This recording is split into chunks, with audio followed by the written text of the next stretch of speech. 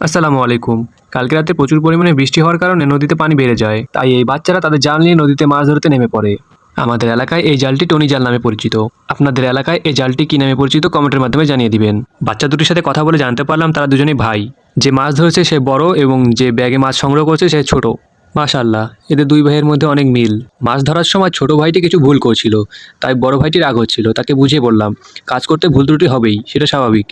এরপরে চলে আসলাম আমার শখের মুরগিগুলোকে একটু খাবার দিতে। মাশাআল্লাহ, মুরগিগুলো অনেক সুস্থ আছে।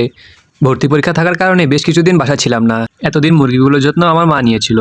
ধন্যবাদ আম্মু। চলুন ছোটোখাটো ঝর্ণা থেকে ঘুরে আসি। এই যে নদীটি দেখতে পাচ্ছেন, এটা আমার বাসার পিছনেই। বাচ্চা দুটি মূলত এই নদীতেই মাছ ধরছিল। এটি মূলত কৃত্রিম ঝর্ণা। নদীর মাঝখানে ব্রিজ নির্মাণ করার ফলে নদী থেকে একটু উঁচু হয়ে গেছে, তাই এরকম ঝর্ণা সৃষ্টি হয়েছে। একটু ভালো করে লক্ষ্য করলে বিষয়টি বুঝতে পারবেন। নদীতে যারা মাছ ধরছিল তাদের কাছ থেকে আমার আব্বু কিছু মাছ নিয়েছে।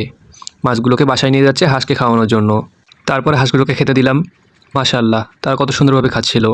হাঁসগুলোকে নিয়ে আসার কিছুদিন পরে নদীতে ছেড়ে দিয়েছিলাম। তখন প্রচুর পরিমাণে গরম ছিল এবং নদীতেও পানি খুব অল্প ছিল। প্রচণ্ড গরমে কুকুর নদীতে গোসল করতে আসতো এবং হাঁসগুলোকে খেয়ে ফেলতো।